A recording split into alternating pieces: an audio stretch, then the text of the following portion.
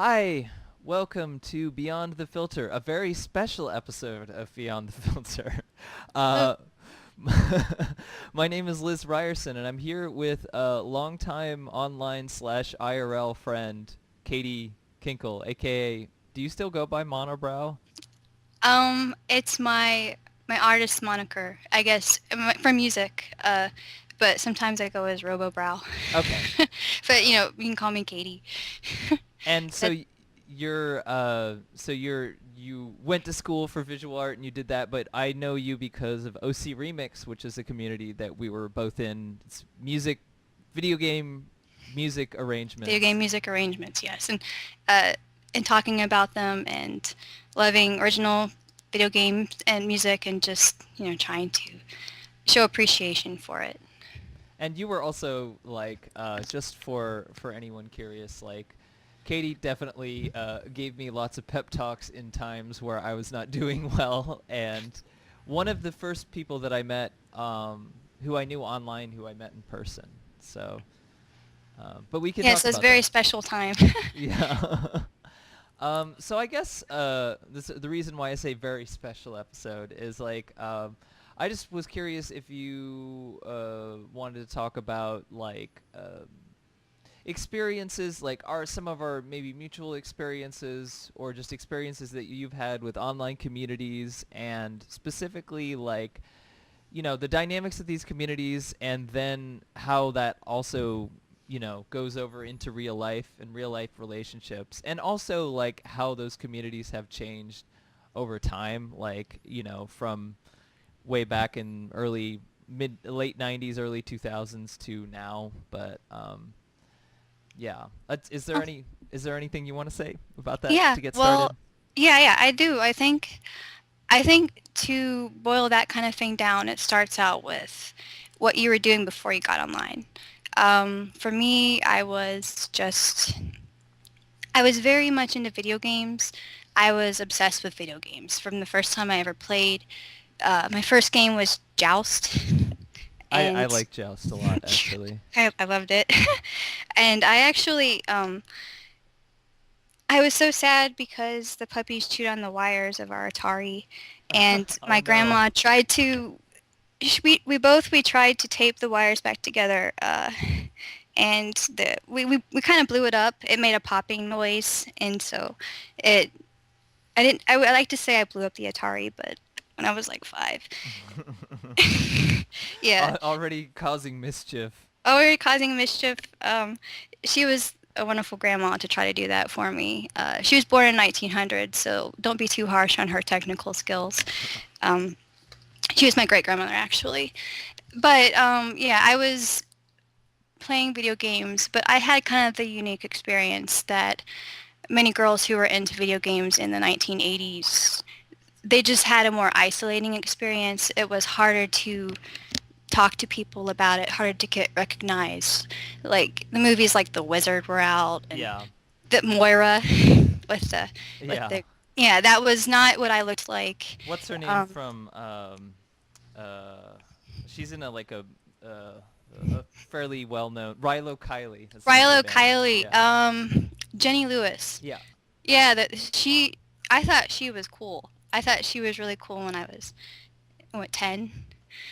I think I was probably around 10 when that movie came out. But I think the point I'm trying to say is that I was very much into gaming, and I was not very satisfied by my real life experience of, connecting with people. I grew up kind of like on the outside looking in on the video game bond. Like the kids would get like the Nintendo Power, but it would be hard for me to speak up about it because it'd be like, you're a girl, you like video games, and it went from that to, more like video games aren't cool for girls. It might Yeah. be cool for guys, but they have to kind of like the PS1 games because that's when the PlayStation came out, and so That's it when became games like a started to get masculine issue. Yeah, that's when games started to get hardcore. Yeah, that's when Tomb Raider came out, and we kind of saw like what a lot of the games were appealing to. Um, while I do think that there were a lot of great games with great messages coming out then, obviously, uh, it was kind of just like the mask had to appeal to the demographic. and the rest of the general audience was kind of like Well, yeah, they it's assumed that you were a certain type of person if you played video games, like you were really nerdy or something. yeah, well, it's interesting because it's like it makes me think of I have gone back and watched a lot of like retro game YouTubers and stuff like that. And well, first of all, obviously they're almost all men, but the way that they talk about it is very much like, oh, it's the playground, like oh, all these things were totally sacred, like gaming magazines and like these game forums and like I grew up with that stuff too, and you know, I admittedly have a different outlook, but I always felt very on the outside of that for various reasons. But like, um, it's still like looking back, like it's super misogynist and it's like super exclusive. It's very much an exclusive club. Like looking back on all that stuff, and it seems like they're almost trying to. There's this kind of like it's almost like looked at as this like religious sort of experience. Yeah, you and as somebody that I did feel like I was part of the religious experience in my own self. Like I felt, like here's the thing. I feel like I was kind of there for every step of the way of that experience, but I was kind of just on the outside of the perspective. Like it wasn't for me, but I was taking it anyway, like I was cheating. It kind of felt like admitting that I liked video games to people was a really big deal, and admitting that I liked video games to people that liked video games was actually even harder Yeah. because making that connection with them was more important, which is it leads towards the online experience actually, I think. Well, and they question your legitimacy, I assume. It was kind of ingrained, and not everybody and not all the time, and sometimes I had a good conversation, but all in all I don't really think many people. No, I think it was more that I had a reputation for playing video games in high school, but I never really talked to people about it. Does that make sense? Kind of Hmm. like not the best of both worlds, more like the worst of both worlds. So you go online and you're like, I need to talk to someone about this.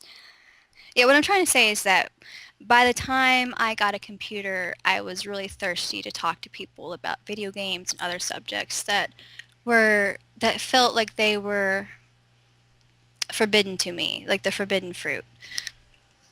Hmm. And so I was ripe for getting online. In 1999, I got a computer, and I was so happy. I had been secretly wanting one forever.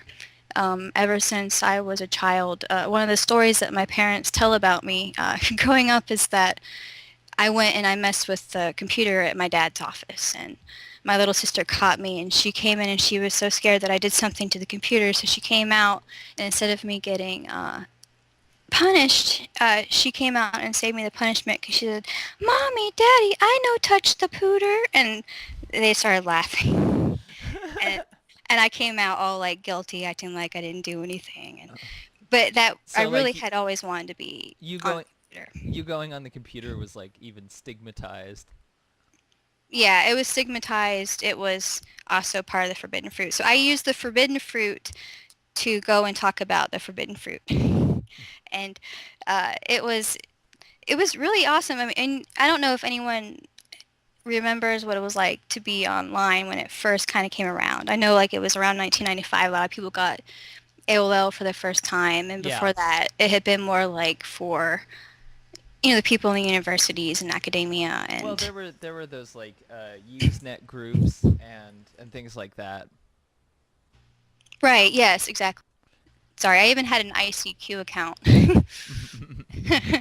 um, which is actually what I used for one of the online communities I went to. I played Ultima Online, and that was the first time I actually played any kind of online role playing or MMORPG at all, and it was insane. I mean, it was just everyone was just doing whatever they wanted in that world, and I had a feminine name there, so I was treated very much like a female. And I mean, to the point of being hit on all the time and being told that my avatar was really sexy, and and getting free stuff, free items from people, and the whole time just feeling like, I'm 17, 18, 19 years old. I don't really know what to feel about any of this stuff. Um, Sometimes I would be like, you're just being, kind of creepy. And other times I would just be like, okay, thanks for the armor, but you had to set boundaries, and you had to learn pretty quickly that boundaries need to be set if you had any kind of female persona online in certain communities, gaming wise. Yeah, there was actually a game that came out recently, and it's sort of about that. It's called Sybil, and by Nina Freeman, who lives here in Portland. And it's about her experience. Well, mostly like actually like meeting a guy that she knew online and actually like hooking up with him and stuff. But like, there's a kind of like it's all kind of awkward and terrifying. Yeah. um, well, it can be, right? I guess it depends on the person. We've all, I think most people by this point have met or encountered some kind of, crossover between worlds by now, I would think. But back then, especially in the early 2000s and the late 1990s, meeting someone online was a completely different experience. It was, again, it was something that you didn't really talk about with people. If you met someone online, and you were trying to convince people about it, they would just think about the movie like You've Got Mail with like Tom Hanks and uh, what's her name? Meg Ryan. Meg Yeah, Ryan. Meg Ryan. Meg Ryan. Yeah, well, it was definitely stigmatized as creepy. Well, the thing was is that when I here's another place I joined. Besides the Ultima community, I joined the AOL community, and that place in the early 2000s was ripe with lots of that activity that people were scared of. There was stalking. There was people, basically all of the dramatic stuff that you ever thought played out on those AOL chat rooms. Plus, it was people going like, age, sex, location, talk to me on webcam, trying to, what was it? Trying to have sex through their chat Mm. and just Cyber. text it. Cyber sex. You want to cyber? Yeah. I don't believe I ever cyber sexed, but I don't really think that I was, that really into that kind of stuff back then or anything like that. Mm. People were there was a lot of experimenting though, and people, they really had never experienced that kind of thing before. And I came into it, a teenager, feeling like in a way that this thing has always been here, with that kind of thing that a child feels about everything. So even though the internet was this brand new, awesome opening of worlds, I kind of felt like these people had always been there doing this. They'd always been here talking to each other, and I was, just brand new to it. Which is weird because that's not true at all. No, it's not. And I realize that a lot of people kind of feel this way about many things. If you haven't been there before, it just feels like it's been established. It's one of those kind of little tricks we do on ourselves. And yeah, so looking back on it, no, like we were all just kind of thrust into there. I was talking to like 40-year-old people about their marriages falling apart, about what to do. And looking back on it, why on earth would I be doing that? But to me back then, it felt like I should be. I should be helping this person and trying to give them, I wouldn't say advice, but something, Yeah. like letting them vent, letting them, but it felt like you went from living your life as a child from the South. Everything is, don't speak up to your elders too much, be respectful. Then you go online and you get a glimpse of everyone's worlds of what it's like, and you get to hear about their stories, and they're all quite true. They're all quite sobering. They're all quite real, a little bit too real. It was a very, I look back on it as a very amazing experience, to be able to be around when that first, happened, when It's people like were it's like opening lifting up. like lifting the veil or something. It's not like that anymore. Facebook is just not like that anymore. Yeah. Uh, Twitter's not like that. Twitter is more like you're jumping into a stream with a sword. It really felt like just a little bit more innocent back then. Yeah, I mean, that's kind of interesting to think about because like Facebook, like really pressures hard people to use their real names and like will delete their account if they think someone's not using their real name. Um, and like I feel like that adds a lot to the, and I mean there are very like quote unquote practical reasons, which is like basically, we can't make as much money off of this if we don't use your real name. That I mean, Right. The marketing, and yeah, we all remember. I don't actually. We probably don't all remember, but I would hope that we remember what it was like to be online before the ads were all over the place. yeah, and like back then, no one used their real name, or it was very rare for people to use their real names. That It was wasn't just a like, big deal. Like it wasn't. It was before YouTube was saying, "Hey, use your new real name. Use your real name. Stop using your fake name on YouTube." Over and over, they kept trying to make you change your name to who well, you are. I think there was this kind of association with anonymity online and stuff causing really like seedy behavior, which oftentimes it did. Like there was a lot of like mean-spiritedness online on like online forums. I mean, we can talk about it in a second, but I think that like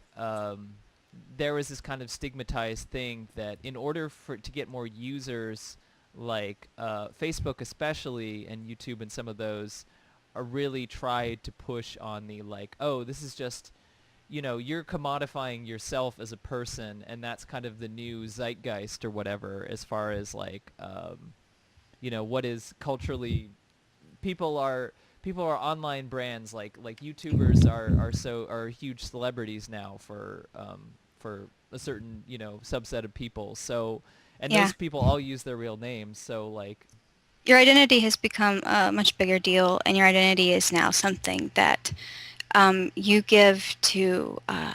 To be honest, I call companies like Facebook and Twitter and all these people kind of like the ultimate gatekeeper companies.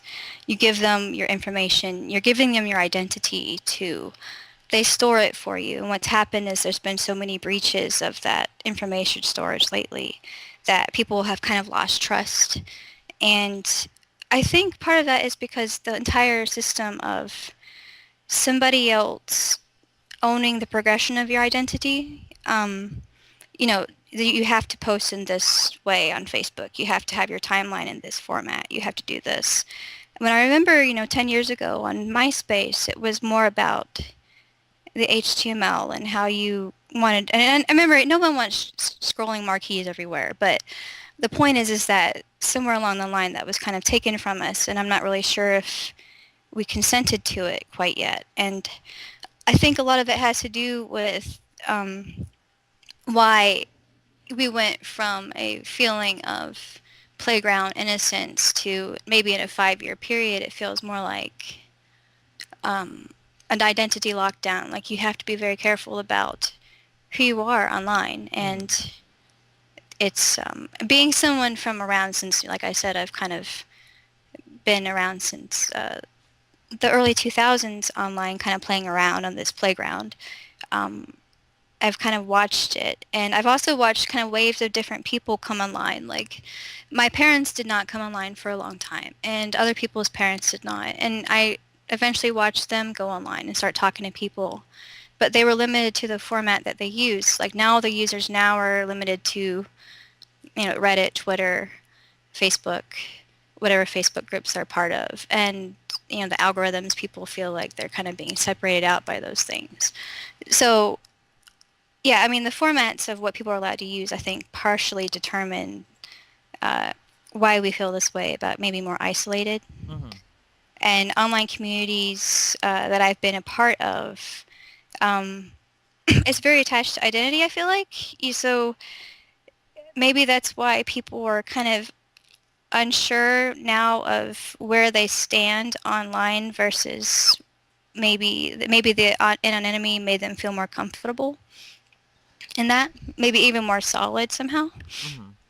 So we know each other from OC Remix, and you've done stuff on that site, like you made music on the site. And so the primary thing of that site was that people made music. They made arrangements of video game music, and at the time, like at least at the time I discovered it, full like audio arrangements, not like non MIDI, non um, more like audio arrangements were a thing that were a lot less common on the internet. So just the idea that like I could pick up these music programs and do this, and I liked video game music, I think that was really exciting to me. So I got involved, um, and yeah, and so you joined a little, maybe a year or so before I did, right? Yeah.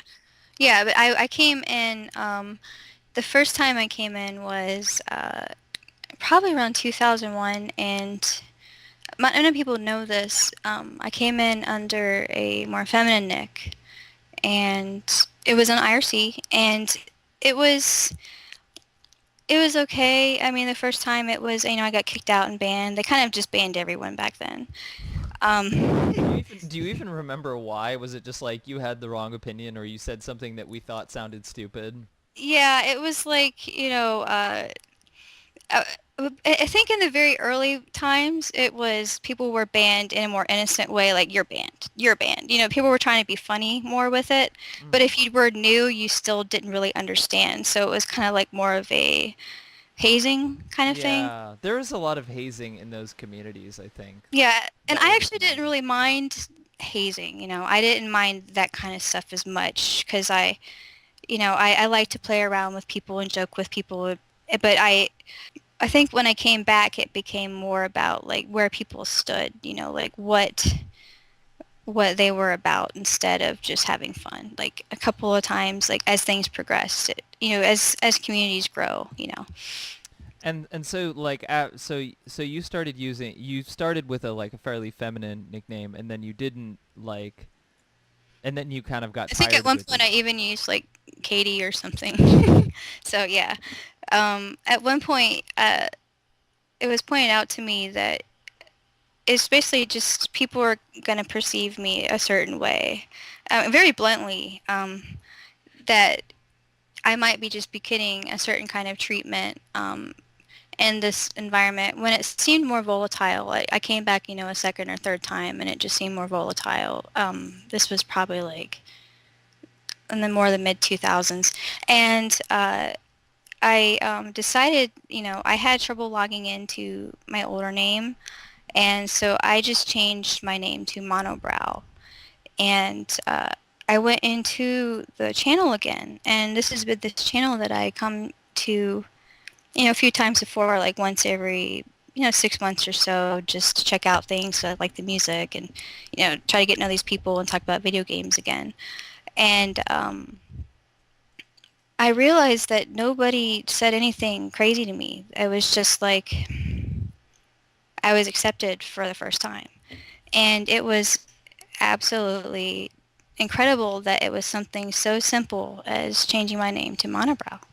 And for a good 6 months, most people did not know I was a woman, and they assumed I was a man, and I actually started after a while to make a policy that I was not going to just deceive everybody, and because it actually kind of became a problem.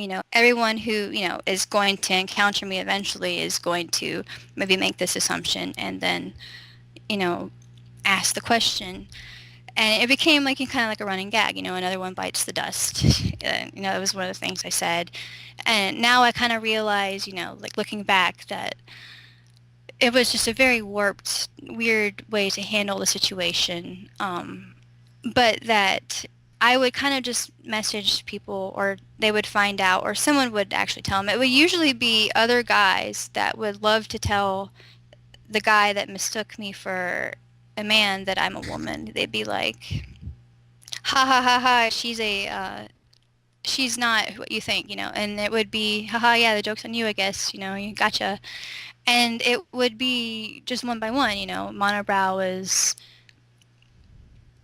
she's a girl, Monobrow's a girl, Monobrow's a girl. And, I thought it was funny. I really did. I'm pretty much not a resentful person. I didn't really feel that way about stuff back then. I was actually much more harsh on women back then too. Yeah, I It feel like that's encouraged.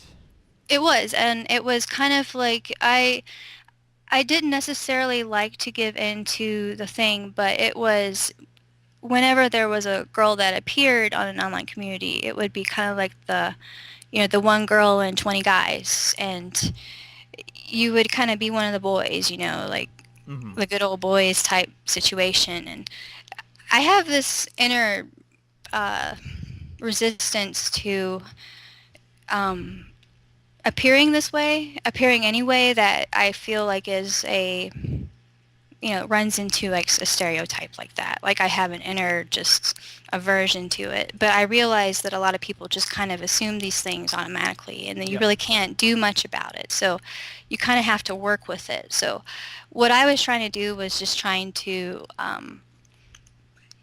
slowly kind of help people get over it and also help myself get over it by keeping the moniker monobrow. I mean, I made the moniker monobrow because I really didn't want to take myself seriously. It was really that I had a fight with somebody a long time ago about how the word was unibrow.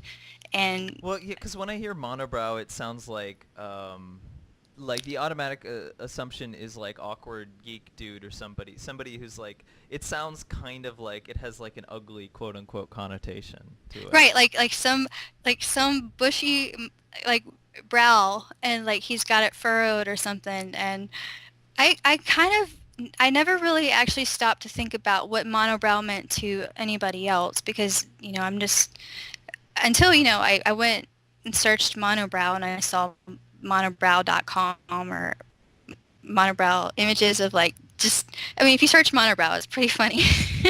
So like I imagine that there's plenty of things that pop into people's head and definitely not a woman. It was the first thing, definitely not, probably not even in the top 10 list at the time, just of like what person I would look like. Mm-hmm. Everything, all the other types of men, a bearded guy or an old guy or a young geeky guy. But yeah, it was interesting. And to be honest, I didn't really, like I said, I didn't begrudge anything. I thought it was pretty funny. But now looking back, I realized that it was just another opportunity I had to kind of be, since I was kind of like on the outside a little bit, I had a unique perspective of a lot of these things. And there were a lot of people that did not know. They judged me differently on the basis from one point to another. I would have basically someone talk to me, think I was a man, and then they would find out I was a woman, and then they would actually hit on me. They would find out my AOL screen name, and they would Mm-hmm. message me, and they would say, like, so, can you send me your webcam pictures? Do you have any pictures? Like, the whole tone of the conversation would change 180 right away. And, Mm. I thought it was ridiculous. I thought being online was ridiculous, that people were just, they would go there. Yeah. So you made music on OC Remix too. Like, when did you get into doing that? Well, Was it your first introduction into making music? 'Cause like you went to art school at some point. yeah, I went to art college, and I kind of tried to get into remixing and music in the early 2000s, but it didn't really work out. There was a while I was just kind of like, too afraid to ask anybody, how to do it. And I kind of looked up stuff, and I asked friends. I had a friend who was going to give me cakewalk. He kept talking about how he was going to get me cakewalk, Which and is that's what he like called it. like a MIDI sequencer.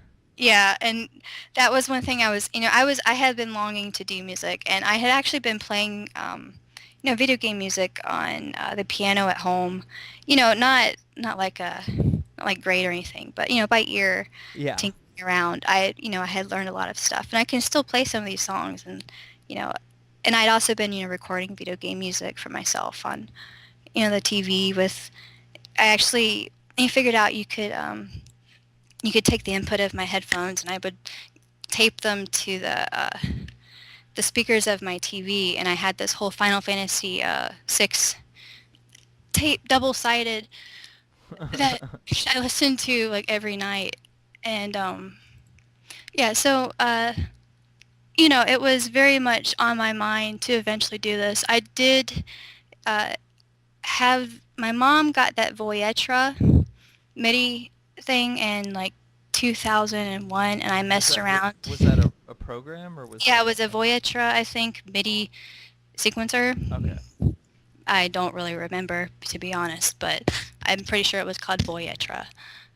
I can probably look it up. But anyway, I tried to do the Secret of Mana intro, the Fear of Heavens, and I ended up listening to it later, and I thought I had used a suspended cymbal, but it was like water sounds. Oh, that's funny. Yeah, a lot of my sounds were like bird calls, and I thought that they were like, tinkly triangles or something. It was just really cute. Yeah, Voyatra, I think, is what it was called. That was a really funny thing in like back in the day where you could take a MIDI and then just assign really goofy sounding instruments to it. Yeah, and it depended on how I had a really, really crappy probably sound card at the time, so everything probably sounded very similar. Whereas someone who had a much better one would have like frogs. Yeah. So yeah, and I'm not a MIDI expert, so please be don't be harsh on me here. I'm Anyway, not really a MIDI expert either, so don't worry. yeah, so but anyway, I had a little bit of experience, trying to transcribe by ear. I got into Ocean Mix very slowly. Eventually, someone gave me a copy of Fruity Loops, and I started to try to make my own. But I never really released anything to anybody or showed it to anybody much. Only just a few people. I was very private with my music. Hmm. Um, Actually, I don't regret that. So you made it on your own. You just didn't share it with anyone for a while.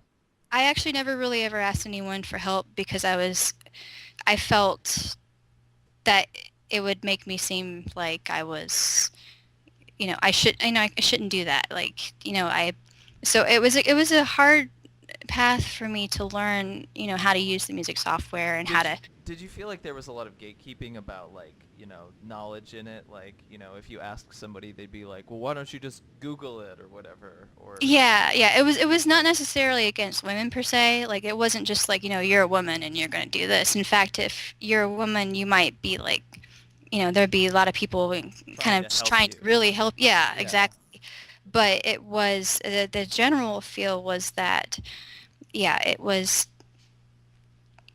you need to know, and if you don't know, then you suck, and if you suck, then you need to prove to everyone that you don't suck. And uh, how this is how you don't suck. You go and get this, and you do this, and you suck it up and try to be better.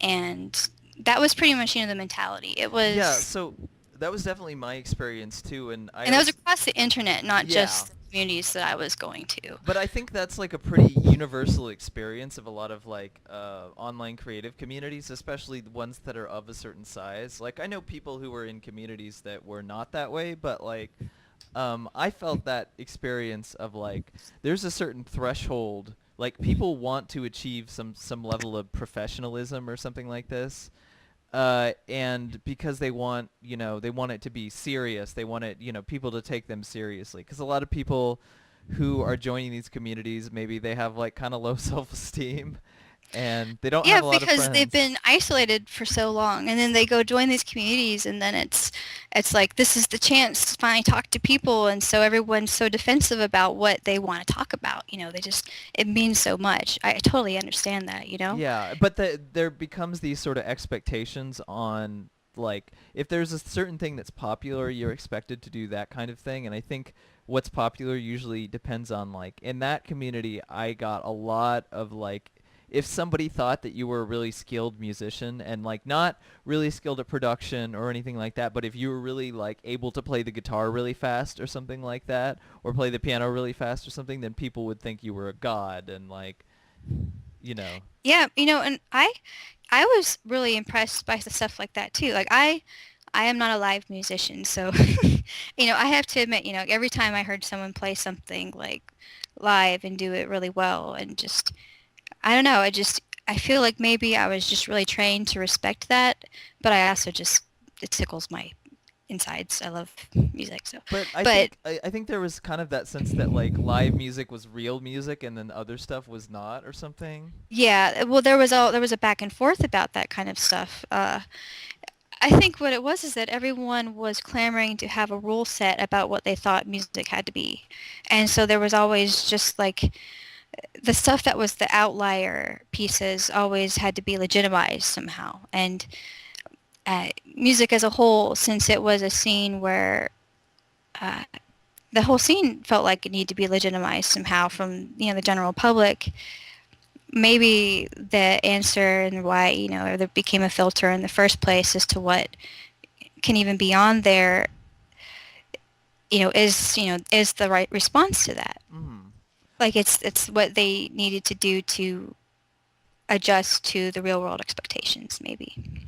Yeah, well, it is weird how expectations changed in that community, because at least when I joined, I was sort of getting on the tail end of the community being smaller, and there being a little less rules. But then around when I joined, there started to be more rules because I joined because I discovered it through John Romero's website, at John Romero, the game designer.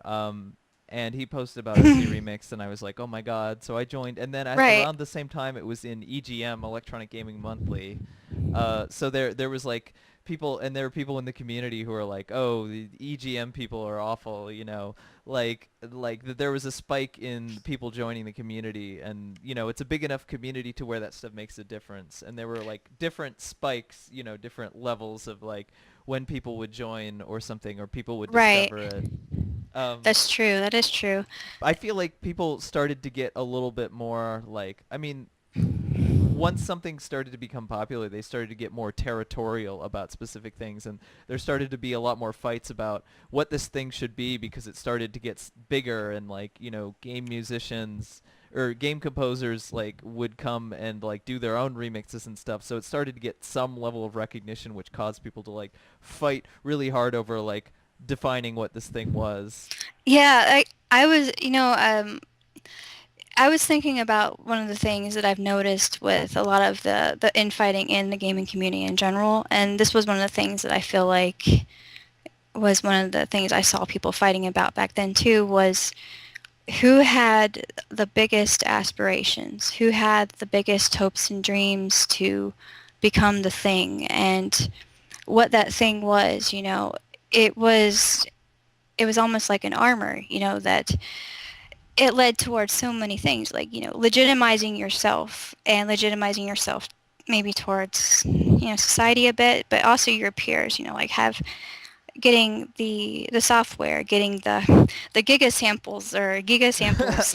I still joke about giga samples, and I think no one like gets that joke anymore. But like there was that attitude that like certain people in the community had, where it was like you need to use high quality samples or you're not anything. And like at the time that was giga samples, I guess, but they were really expensive too. So that Yeah, and I was using like free stuff where I was downloading stuff on a 56K modem for like hours and then trying to get this piano sample yeah, so that was a free. that was a problem, and then people would pirate stuff, and like, like piracy was very very frowned upon. You were supposed to buy stuff legitimately, which of course favored people who had And of money. course, I don't really think most of those people really, really bought. Yeah, and most Yeah, people pirated and stuff and lied about it and like shamed other people for saying that they had pirated stuff.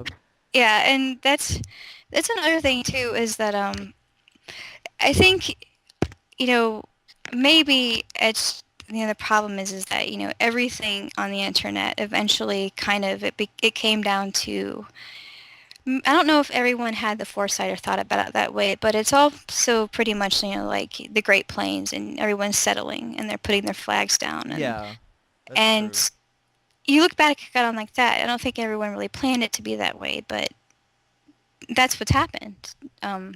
Everyone's what they stand for and what their websites stand for, and what they think.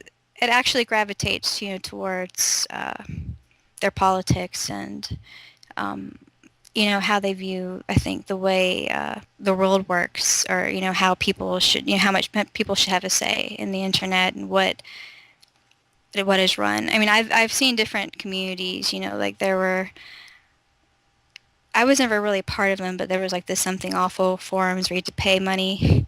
Yeah, so the guy that I talked to, And that wasn't like that in the beginning, but his adjustment was you had to pay money. yeah, the guy that I talked to on like just recently, Doc Future, he was part of the Something Awful forums, like, and that's sort of the community that he came out of, and like that watches his videos now, and it was very like this kind of weird nihilistic humor thing. I was part of a forum that was a spin-off. I wasn't really part of it. I randomly joined because somebody else I knew joined. It was called Hell It Is a Forum. and and I think that was probably the best forum I've ever been to in my life. And that's all I'm going to say about that place. But That is, yeah, that's interesting. Well, I should say also that I had the exact same reaction to Something Awful. People were like saying how great it was, and I was like, I'm not gonna pay to join. Like, why do I need to do this? right, right. I have this thing about paying for a lot of things on the internet in general. I don't know why. Actually, no, I do. I am not one of those kind of people that really pays a lot for the poster I put on the wall kind of person. Yeah. And I think a lot of that on the internet is kind of about that. You know, it's identity. It's all about identity. So, you know, that's one of the things, like I said, like I have a problem kind of with the way um, Facebook and everything is gone because they're formatting it all for you. And I find that I can't really do any of the cool things I want to do. I can't make the lists I want to make and sort out my life the way I want for people to see. They see what um, is being determined as popular, you know, like what they Yeah. think. And I've It's actually missed out on like wedding posts and it's some like, babies because of these algorithms. yeah. It's less and less creative and more passive. It's become like kind of watching TV. Right, yeah. And you're not the control of what your identity means to you is kind of it's all been kind of watered down. And I think at the time during this election, everyone's kind of freaking out, not wanting that because what's happened is that, you know, they're getting divided down these lines down the center, and they don't really feel like they have any other way to go on this binary. Um, by the way, I'll probably vote for Jill Stein, probably. uh, Yeah, I've been thinking about that as well. I mean, to be honest, I just this election has been, um, you know, convincing me like maybe I'm not real. I don't know if America is real. Yeah, what is this? The Great American Experiment. I don't think America is real. I think America is. I think we'd all be better off admitting that America is not real. America is definitely not what we thought it was, I would say, but I don't really know exactly what people wanted to think it was. I'm willing to sort it out. I think a lot of people just really want to talk about stuff now, and I'm starting to see, I think, that yes, everyone has been very afraid, and there's a lot of turmoil going on and everything, but it still has brought the conversations out that needed to be had a long time ago. Yeah.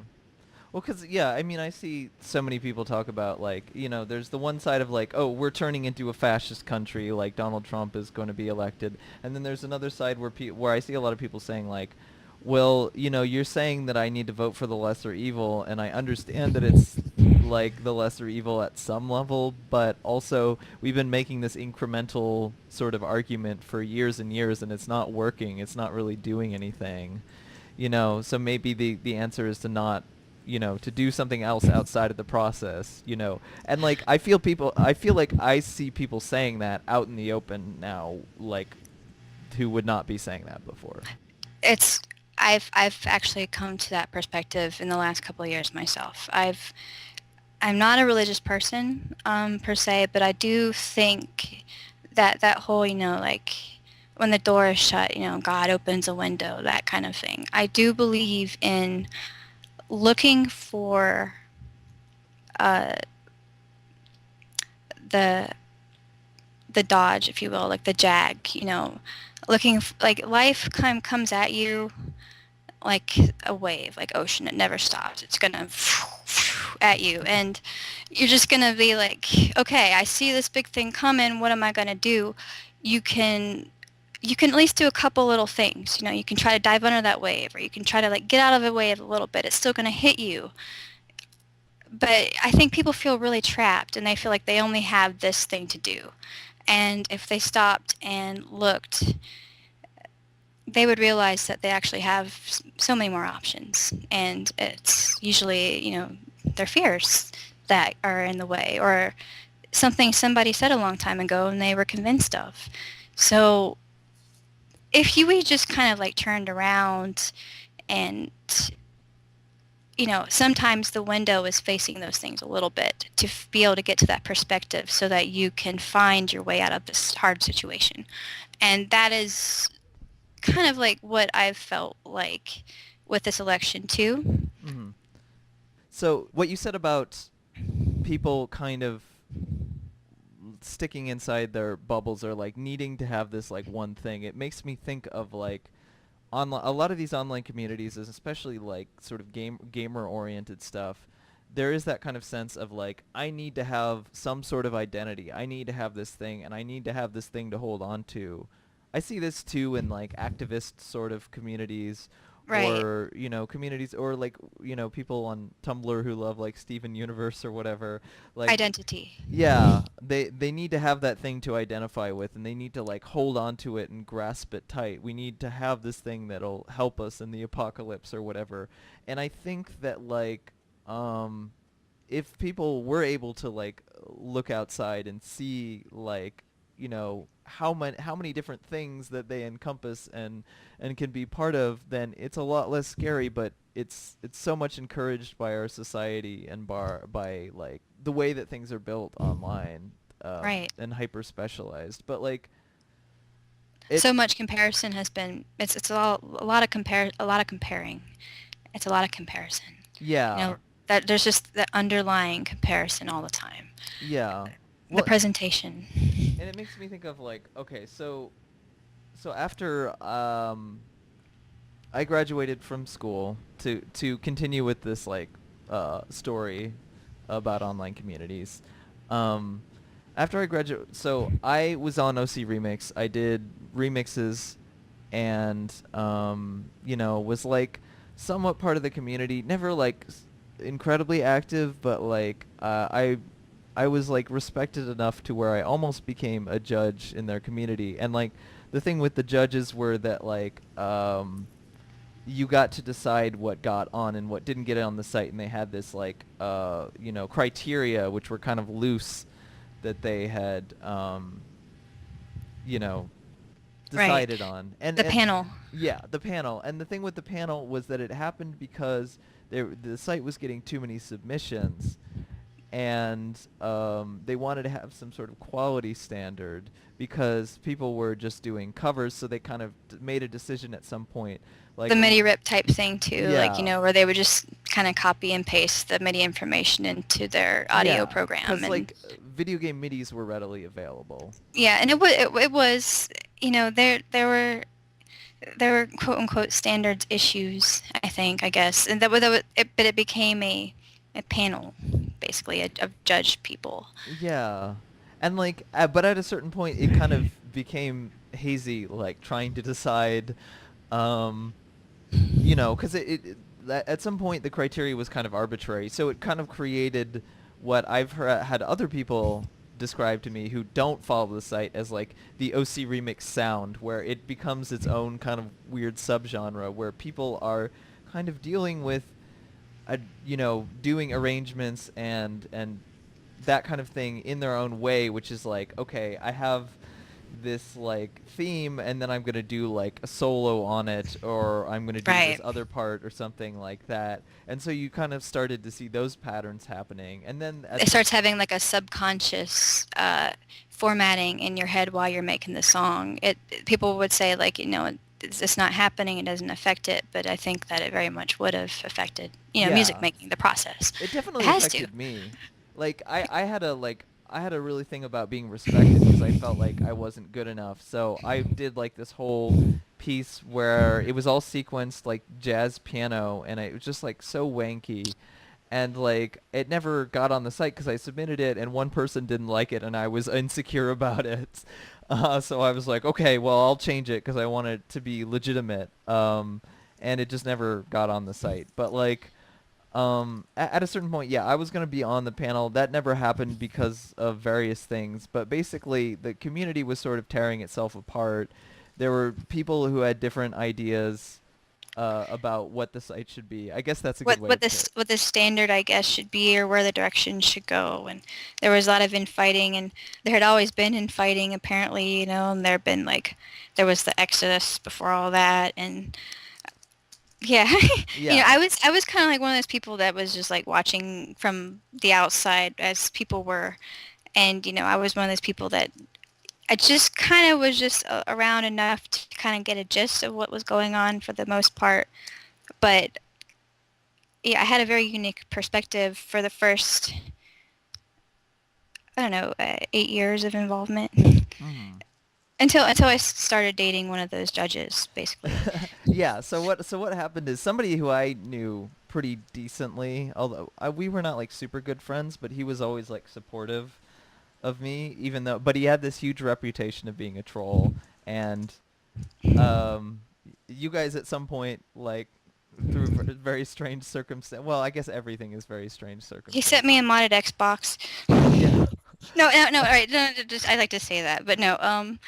Uh, it was very. All right, so he had a reputation, and he just every once in a while talked to me, and we just started talking, and it was very innocent. I got to know him for who he is instead of basically for who Ari is, for like what kind of person he is instead of what I think people perceived about him, thought he was. Because Yeah. you ask anybody, they have something to say. So it's kind of like, like it's better to find out for yourself, and that is one of the kind of the things that draws me to people in general, is that I like to talk and find out who people really are. And Yeah. Well, maybe sometimes that gets a little bit too close for comfort. So yeah. Well, so it was the thing of like he had this reputation of being an instigator, and he had a lot of people thought that he had a lot more power than he did in the community, and he was very much like LOL shut up noob and that kind of stuff. And you yeah, never knew when he was being serious or not. yeah, and actually that was like what I detected pretty much. The internet kind of slowly turned into that. It went from it really went from, a bunch of people, you know, even in other countries or like in Canada, idling on IRC and just talking about, this convention that we're going to go to, and, just this video game, like it was brand new to culture. It became a culture. It became, like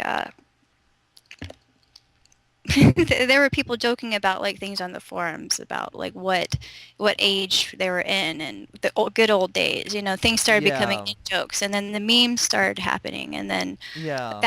that was new. And So like to continue that story, like I was going like early to mid 2000s, I was going to be on that panel, or potentially I was being considered, and I didn't get on partly because I had associated with people who were kind of disgraced from that community, and that community was, I mean, there were a lot of reasons, it's not like important to get into, but it was like sort of my creative outlet because I also kind of grew up in the middle of nowhere, like, and so I didn't really have much going on. So it was very like, yeah, you were like me in Ohio. yeah, yeah, because you were in Ohio for a while too. I That's was right. for like half of it. Yeah, I definitely understand the Ohio, that what it can be like to be from Ohio. Yes. Yeah, Ohio's kind of just bland. But so like after a certain point I had to go to college, and I just quit like that community. I was like, I'm done with this. Like I don't feel like my creativity is being supported by this community. I want to make what I want to make. I don't want to make what these people kind of expect me to make, Right. and I have like a real life that is going to help with this. And then I went to college. I had a pretty bad time at college, like and I went to a quote unquote good school. I tried to get into the music program, and that didn't work, and like a lot of other stuff. But by the end of college, like a lot of things had changed. Like I had started transitioning, and like a lot of other things happened. And that's when around when I started talking to you, Yeah, actually. and so I graduated. I was going through a lot of stuff. I had no idea what I was going to go to my life, do with my life. I was broke, and so I was like staying with a friend. I was like just bouncing around everywhere, like staying at a bunch of different places. And at some point, you messaged me, and and then somebody else from that community, this guy Sam, messaged me, and they were like, "Oh, hi," like, and we hadn't talked for at least a couple years, but had not really been part of that community for like 4 years plus, and like all of a sudden this thing was a thing now. Like somebody that I knew from that community was getting really successful composing for indie games, and that's what got me back into the community, and that's what also got me you, and especially you got me to go to Magfest, which happens in DC, near DC every year, and now is like a big convention. But that's the kind of regional meetup that everyone from OC Remix and other places would go to. Yeah, I actually, it was actually, there was like a certain half demographic that went to MagFest, and there was all the other people that would make fun of everyone who went to MagFest. And to be honest, it was really just because, like everyone was just, I think, insecure about what it meant to be a nerd on the internet and go to these things. And, I just remember how everyone used to talk about it. But eventually people said, hey, you know what, you guys should go. We really want you to go, and everyone's really cool there, and everything's really fun. And it just won't be like the internet. And I said, like, of course it won't be. You'll find that, well, I found that, like a lot of the people that I got along with online, I didn't necessarily get online along with in real life as well. And then, some people it just right away were just like talking just like we always were. And it just really depended. And it's just, the point is that it is still a separate thing. You can't necessarily going into thinking it's the same pool. That you're going to be able to talk to this person just exact same way like you were in text. Yeah, well, I mean, I think I had that sense.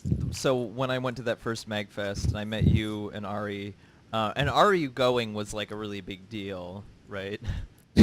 Well, um, I guess to some people it was. I actually didn't really expect it to be, and in some ways, some people really just wanted to like, see this guy who had just gotten a lot of people like gung ho about stuff and riled people up. And um, to be honest, like I had been always been one of those people that you know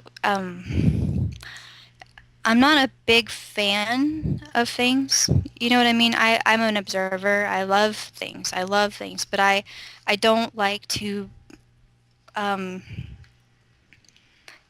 when I'm going to talk about your music or your how you are or something, it's harder for me to express what I truly feel. I can't just go like you're the best thing in the world. I Yeah. really love it. Like that's not something that I can do Hmm. necessarily. So I think it gets in the way of a little of the communication.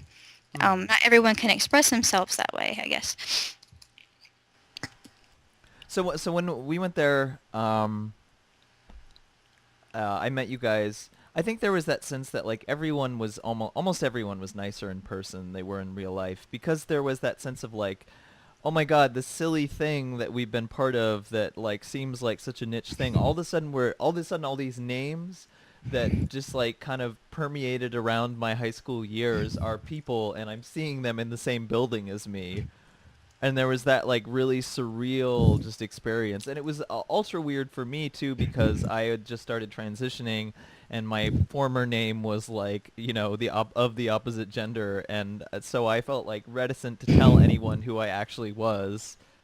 Right, right. And you know what, people like you and me, we had a little bit more, I think, going to that kind of stuff, a little bit more to be wary about, a little bit more, I'd say, baggage to to have, because we weren't sure about what people would think about this or that, And I but not everybody definitely had that. Yeah, and I definitely fell out with some of the people who were there, and there was definitely some awkward interactions, but for the most part it was really positive the first time that I went. Yeah, and but the thing is, you guys all get caught up because you realize also that just because you were a witness to drama or there was drama, everybody there, not everyone has gone through that kind of thing, and they're there to have fun and just have a good time, and they're bringing their goodwill and their good nature to everything. And if you just make the experience about having a good time with them and not about yourself and your drama, you know, um, you can, for the most part, I think, work with it. I mean, there have absolutely been times when things have gotten too real or too much or abusive situations, and definitely at conventions, and definitely at these kind of things. And, I've experienced my own, like, versions of these things. But um, the whole point is that as long as you're able to kind of be honest with what your expectations are, and people, then you can kind of open up, and then you can kind of see that other people are enjoying themselves for the right reasons, and that's what people do when they party, have fun, do anything, go to enjoy a convention, go to celebrate video game music, or play video games together, or um, just find somebody that they can talk to about something, because not everybody has that kind of connection. And I realized that a lot of people found that to be very valuable, which Hmm. is Well, what I my point was in the very first part of this thing, which is, I was looking for that connection too. yeah, and I definitely found that connection. Like, but I think and maybe it was the same way with you. Like, after a certain point, it was like, okay, I have this thing, but there's a lot missing here. Like, I don't know. I Just just, like any friendship, you have to, like, it's based on something. You have things in common, and communities, you have friendships with communities, just like you have friendships with people, like yeah. it's all entities, if we're calling corporations. Just kidding. Speaking of like corporations, I don't know. So the space, like, after a certain point, like the second year I went, also I had a good time, and then afterwards I moved to the West Coast and like started to get involved with stuff, and I kind of realized like things became more successful.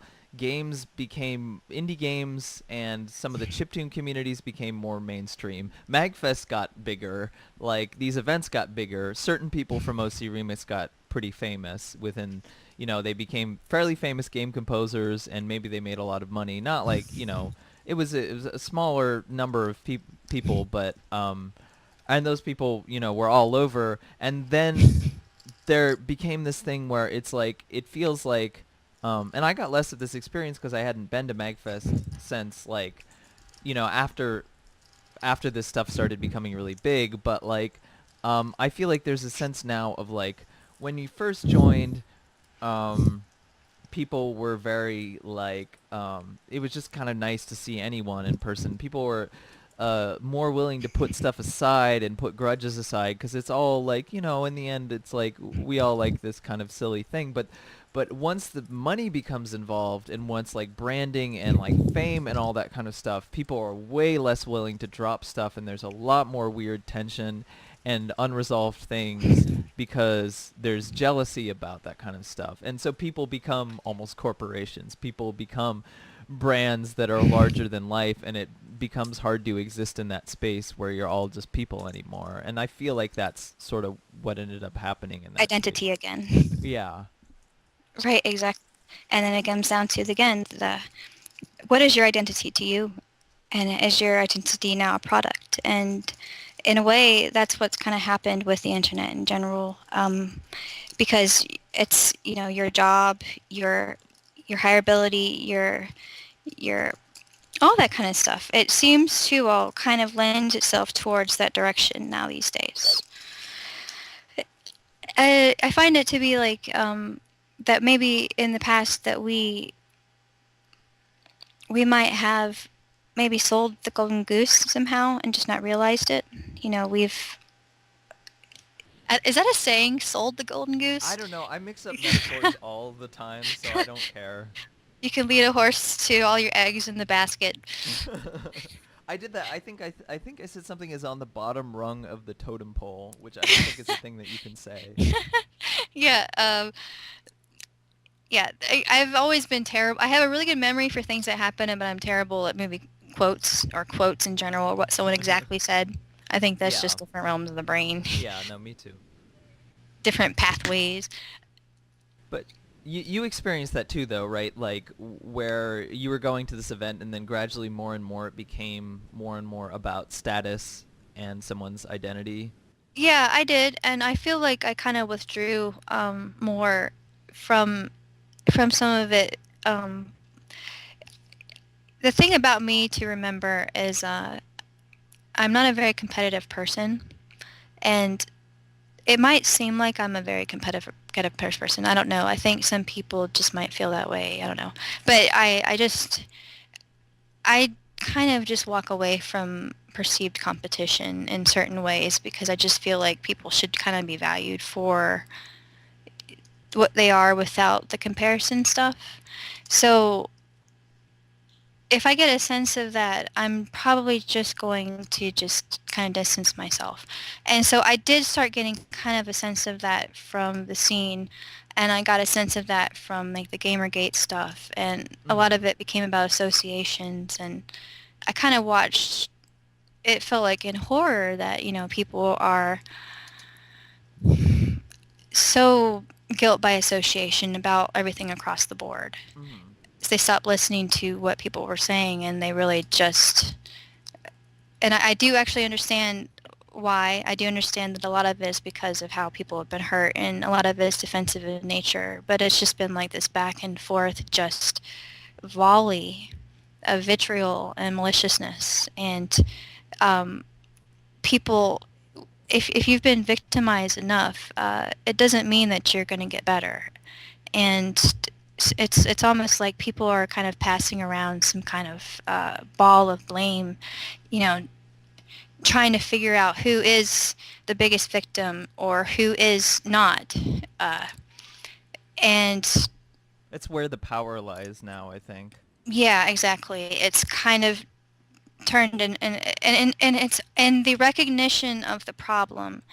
People have found empowerment, and then as always, people kind of capitalize on it somehow, Hmm. especially in this society. So Well, and at that least it's my observation. yeah, no, I mean, I observed very much the same thing. Like, I mean, with the Gamergate stuff, like, it was true. Like, a lot of people who became involved with that, at least in the initial phase, like, obviously, they were getting involved for very pretty, like, stupid reasons. Like, I mean, like, the initial thing of it was, like, just, like, essentially gossip. But, like, the thing is, like, a lot of those people were very bitter about indie games or something like that, and that maybe some of those spaces being inaccessible. I mean, I've written about this before, but like there was like a lot of people in indie games, and I saw this living in the Bay Area and being able to go to these events and stuff while Right. also struggling with being homeless and not having any money at the Right. same time, having this like really bizarre experience of going to this super expensive event when I was totally broke and like homeless and just happened to be living in the area where I could go to this thing. Um so that was very, very strange. And that was like the breakthrough too, because before it really was just such an exclusive kind of thing. Of course, not everyone was vying to be a part of it, but it was still kind of viewed in that way. Now it's kind of blown up to as the thing to go to if you want to be the thing. But Yeah, but it's become this thing where I go and like I don't know who's having a real conversation anymore, especially when I meet new people. Like I don't it always seems like people have interests, they have perceptions, and those things kind of take over and become so much larger than life. And you kind of get a little window into what it must be like to be like, Rihanna or somebody like that, where it's like your whole life is defined by your public image. Like you get when you go to those things, you get like a little sense of that if you have some sort of recognition. yeah, and people younger than us, especially me, they I really feel like they kind of have a little bit of a different perspective on that. I mean, I was born in the 80s, and I lived in a time before the internet, and just a little bit of that perspective. The 90s kids, I think, just a little bit different. They were the kids that had the Barney, and I didn't have Barney. I had what was it, Bozo the Clown? I mean, like, yeah. I mean, he was creepy. He was really creepy. Have you ever seen him on YouTube? Oh my Lord, that Well, guy. it's it like I don't know, like the um Of course, Barney turned out to do some bad stuff too. So, yeah, this guy Doc Feature I was talking to, like a lot of his stuff is around nostalgia, and it's like a very particular period of nostalgia, which I was like at the tail end of because I was late '80s. But yeah, yeah, see, it is. I'm at the like very oldest of the millennials. I'm at the cutoff, so I'm just a little bit older than the rest of them, just a little bit usually. So I kind of have like a little bit of that view on it outside. I feel still. So like, yeah, I guess I feel like my view has always been kind of like on the outside, a little bit on the perspective. Yeah. It's been unique. Well, I've noticed a lot of people who are around like 30s and 40s who had fairly early experiences of the internet, who like their idea and experience of the internet is so vastly different from what people experience now. Like my roommate, she's like mid to late 30s. She like it's still sort of part of some communities that residually that are obviously like older internet, kind of like Second Life type stuff and things like that. Right. Yeah, like she's going to be part of forums. There are some forums I know that are people are basically they've grown up together. They splintered off. Actually, there's still communities of people that were basically the whole forum was deleted, Yeah. Like and entire community history is just gone. yeah, it was all deleted. And but I mean, the the hundred or so people that were deleted, they all just made their own forum, and they still talk there, and they post all the time, and they're all very solid with each other, and they support each other through stuff. It's not like a support group, but what I mean is that they grew from talking about the memes to talking about like Being their children. people. Yeah. Yeah, like showing pictures of their kids, or like talking about we're still talking about movies, but they all grew up. They That all, is yeah, for the most part, they all the evolution happened anyway. mhm. The severed arm, it healed itself. Yeah, well, that is interesting because I think that that's definitely a split between communities where, like, there was definitely something to be gained by, like creative communities that were big enough to where people really cared about being important in that community. A lot of those communities ended up splitting up so much and becoming a lot more toxic than ones where it's just people hanging out and talking and there is less to be gained from like being cool in this community. Like especially smaller communities, I feel like maybe have more of a chance of being like not saying that they didn't have their own like drama or whatever, like but they might have a chance of being more tight knit just from the virtue of there's less to be gained from being a superstar in that community. Yeah, well, eventually after a while, you kind of realize, like these people have been in your lives for 10 years, and I mean, do you really think that? I mean, you might not have thought that that'd be true, or really, thought about it at all, but it happened, and so like, where are they going to be in another 10 years? And what I kind of realize is that I'm just really ready to myself kind of just hover over these things a little bit more.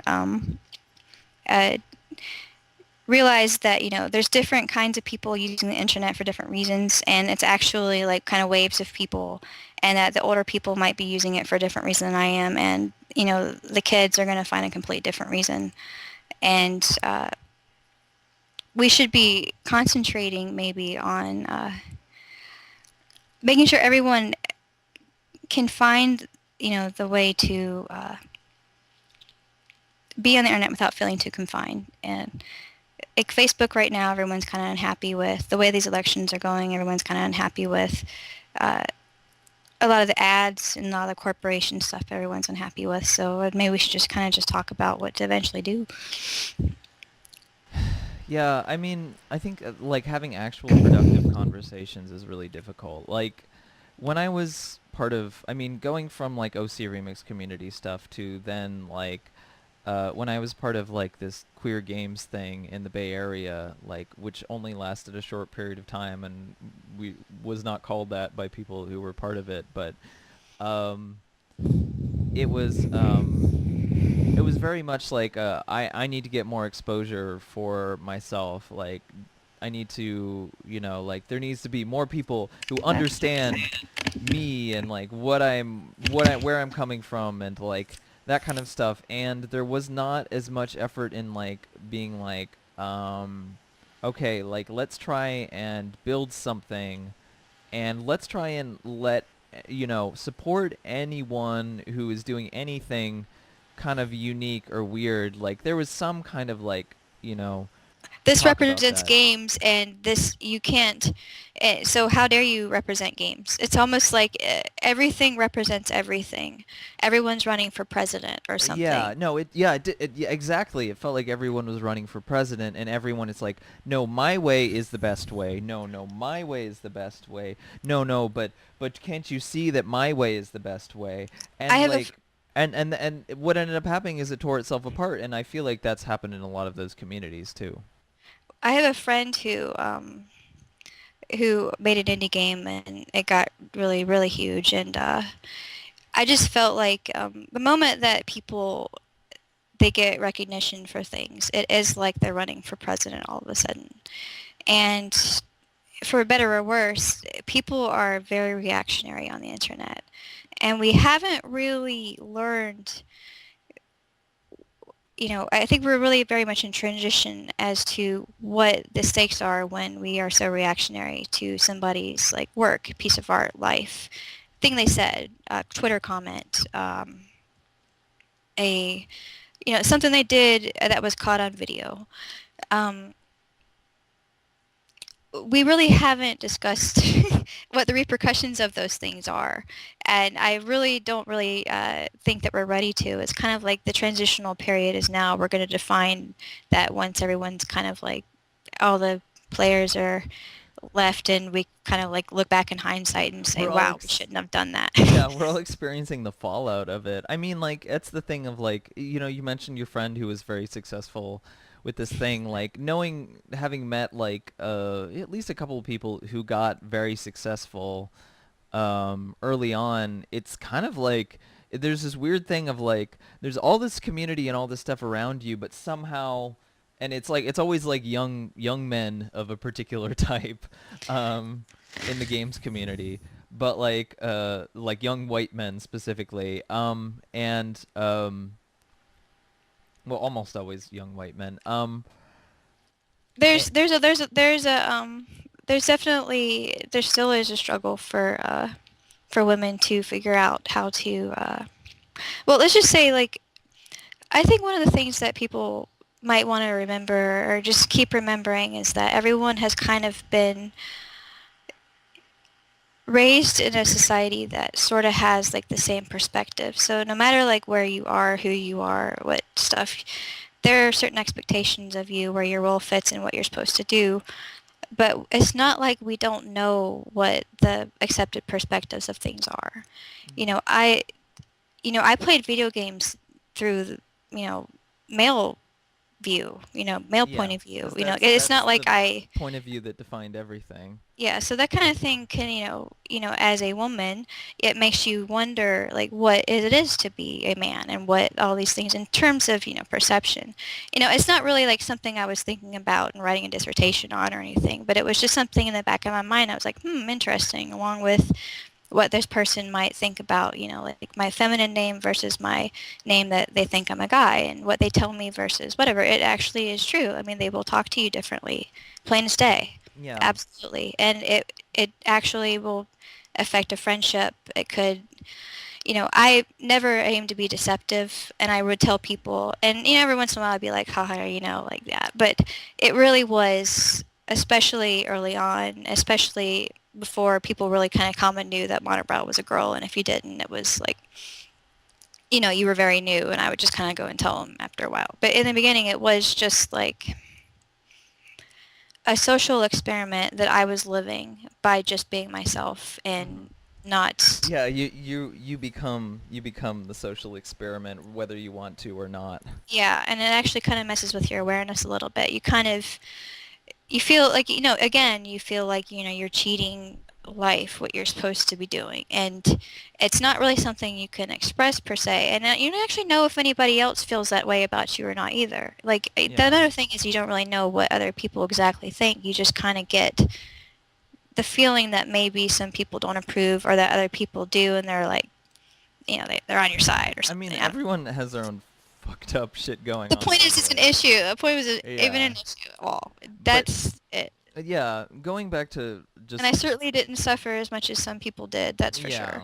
well, yeah, I mean that whole thing is really strange too. I mean, we could talk about that in a second, but like going back to what I was saying about like mostly these white young men being successful is they're successful, but they don't have any way to understand or deal with the sort of like fame that they're suddenly getting and the way that they're being viewed, and so they become very guarded and like yeah, like boohoo, they have lots of money and whatever, but like that is the kind of attitude of like around celebrities where it's like everyone wants a piece of you after a certain point, and it becomes extremely hard to trust anyone, and especially for these like young men who have never dealt with their feelings, like probably like they've never really processed this stuff to a large degree.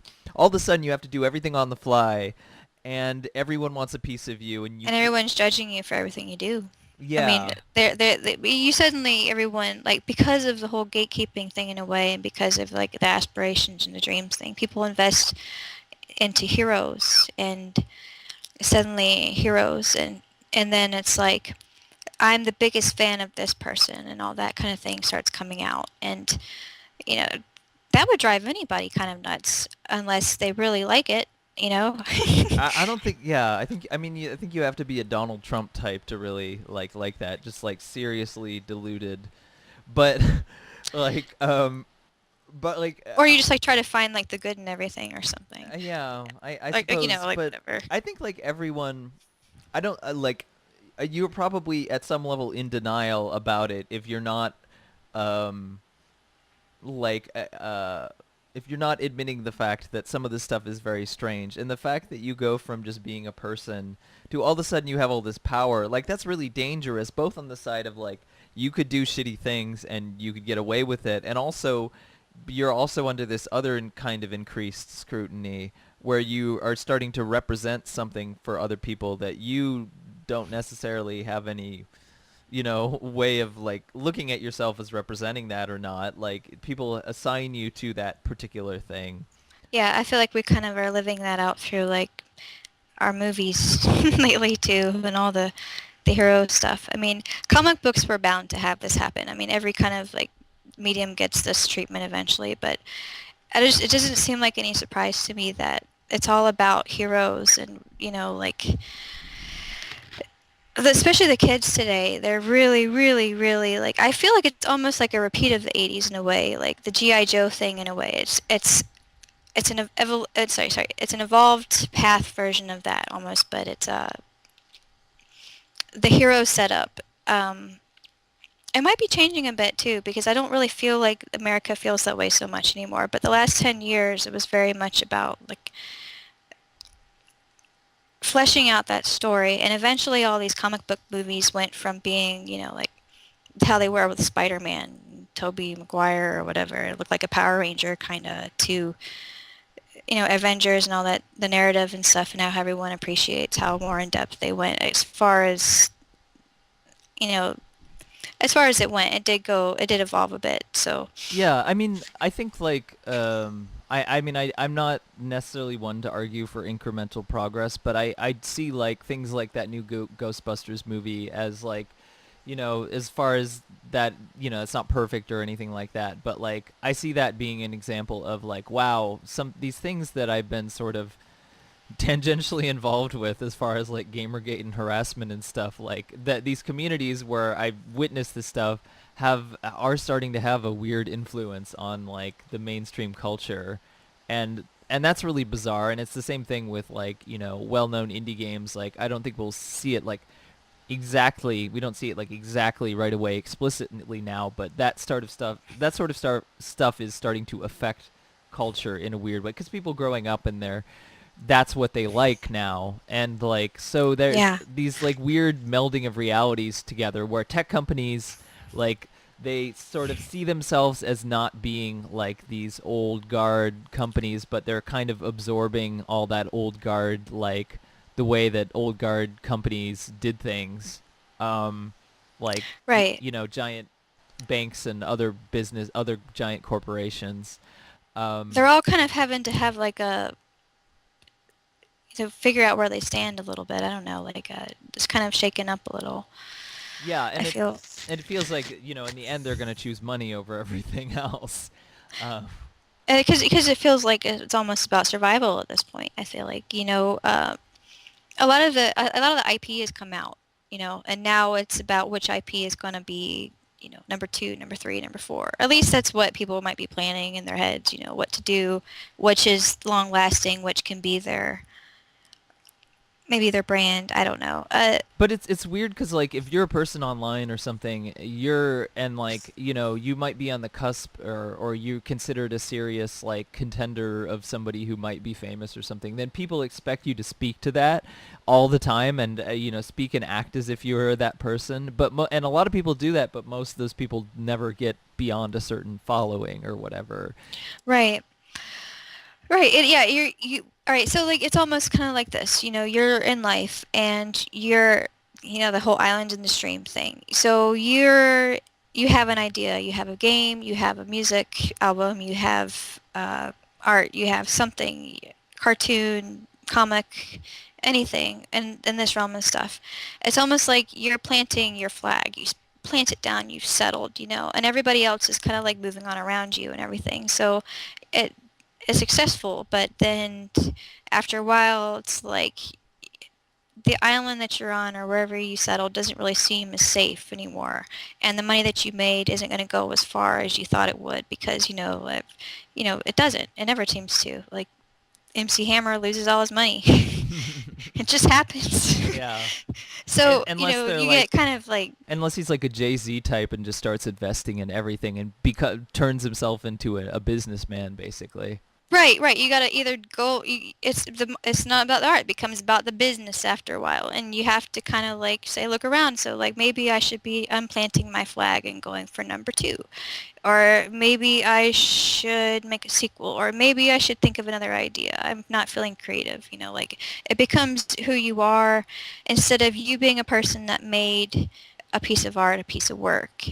You are a video game artist, or you are a music artist, or you are a guitarist or a virtuoso, It's or like hyper specialization.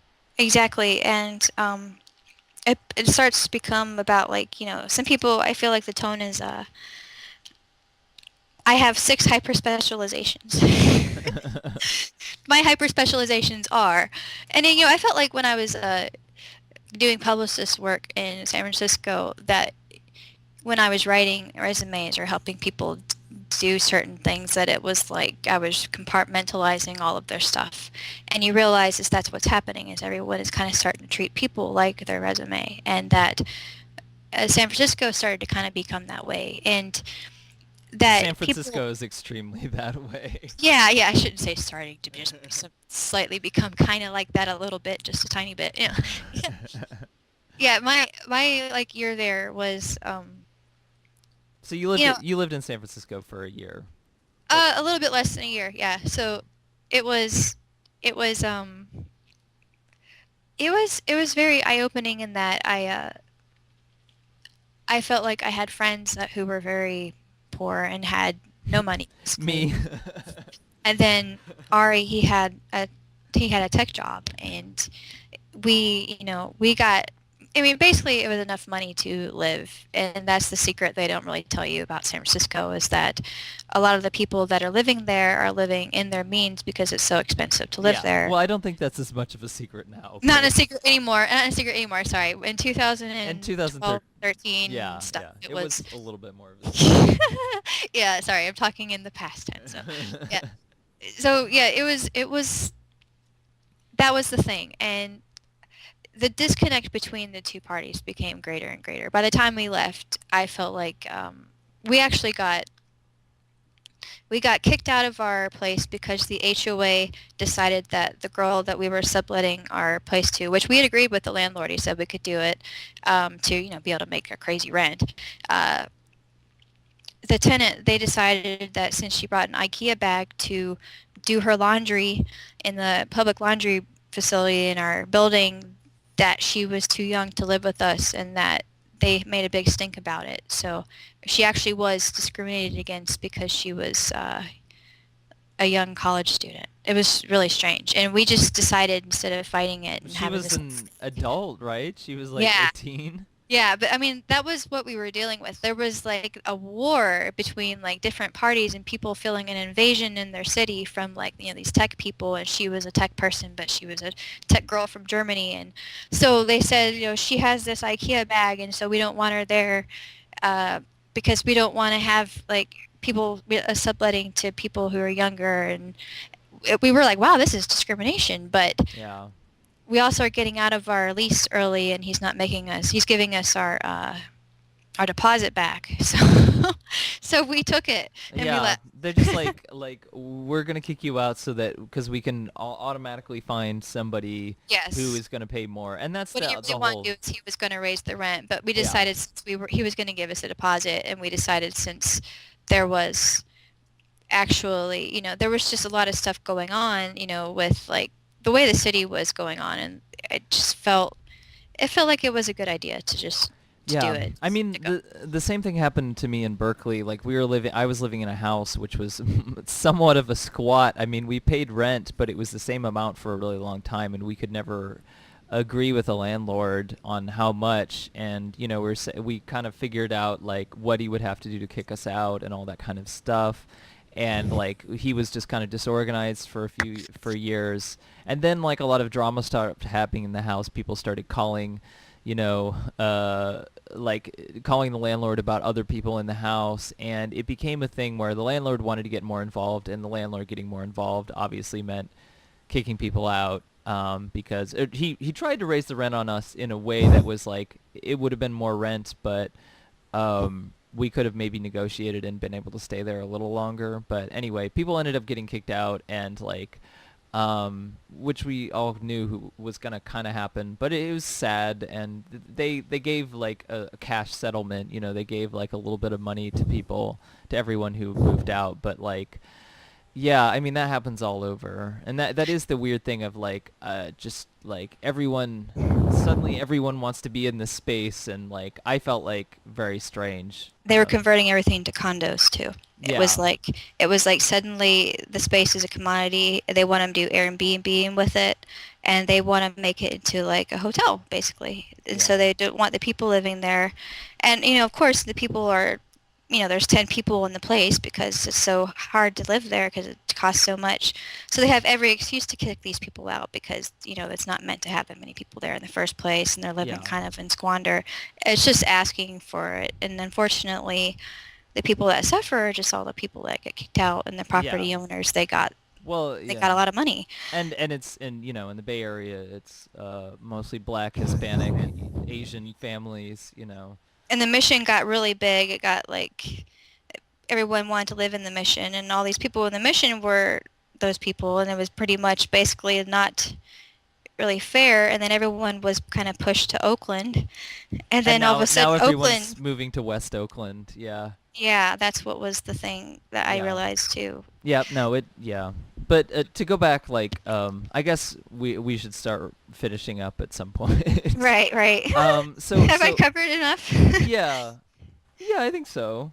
I was gonna ask you like what are you doing now and where are you at now with like online communities? Because I ask partly because sometimes I go back and I listen to old OC remixes and stuff, especially some of the older stuff, and I'm like, there really isn't anything out there that sounds exactly like this, and it might not be like quote unquote like technically good or whatever, but there's something interesting that was there, and I feel like needs to be preserved in some way. And I mean that community still exists, but a lot of that community has tried to erase its, and a lot of those kind of communities has tried to erase its past.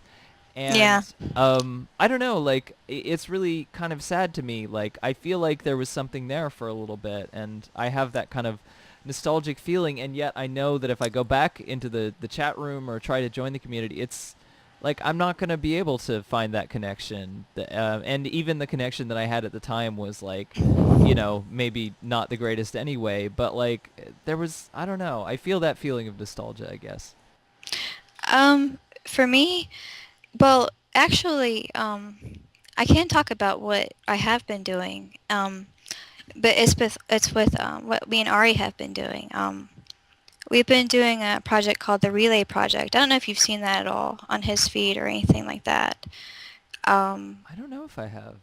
All right, so what he's been doing is actually pretty awesome, in my opinion. He's been working on an open source blockchain nonprofit social network.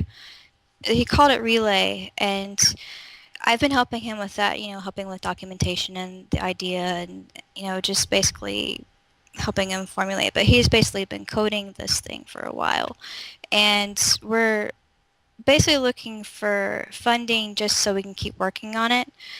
But it basically would be an alternative to all the things I was talking about, the internet gatekeepers and all that stuff. It'd be a way to use the internet without having to be forced to kind of use the format of Facebook to talk to people, and you could kind of import formats instead. So it kind of gravitates back towards the MySpace thing where you get to kind of define, who you are, and it uses encryption, so it means that, well, to explain it means that your identity, your information, just stuff that has been basically hacked and released and basically compromised over and over in the last few years. He and I and he coded it and made a system so that it's your information, it's your private key, and you keep it, and you use this to talk to people confidentially, and that so nobody can listen to your conversations. He's making instant messenger with it too. So it's actually like a big project. I can link you to it on Facebook, Oh yeah, actually. that would be really interesting. I'm sorry I didn't ask you more questions about that.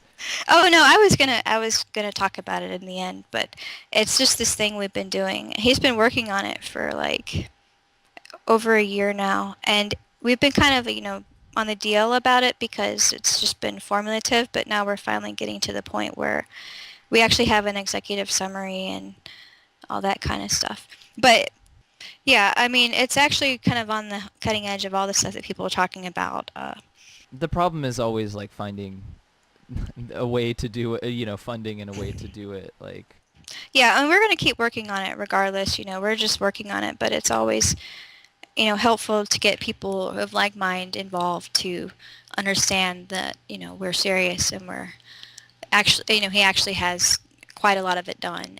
If you know anything about blockchain technology or encryption, or it's one of those things that actually is really good, and we should be embracing these things and not feeling scared right now of it. And what we should be scared of is really, well, not just scared of, but wary of is just really giving our information to people and not realizing that the internet seems to be all about identity these days. hmm. Well, it's always a performance. Right. So I feel like maybe a lot of the pain that people are going through, if they're going through any kind of like confusion about the internet, has to do with those things. So maybe they should just be looking at, why should you give these things over? Why aren't we looking at it differently? Hmm. That's all. Cool. Well, I guess we can wrap up. This has been Beyond the Filter, and I've been talking to, I've You've been been talking, listening to you've been listening to, rants of. professional, you've been listening to Katie Kinkel, aka Monobrow, and you do music, you have a music page, right? Yeah, I have a SoundCloud. It goes as RoboBrow Okay. So because other monobrow band, they right. got the dibs. Right. Well, I'll link to it and just yeah, keep me updated things going on in your life. But it's been really nice to talk to you. I hopefully people got something out of this conversation. Yeah, And it's been really nice. Thank you for having me on. oh, no problem. Yeah, it's really been really great to talk about this stuff. And yeah, so I will see you on the next episode, listeners. All Okay. right, Bye. bye.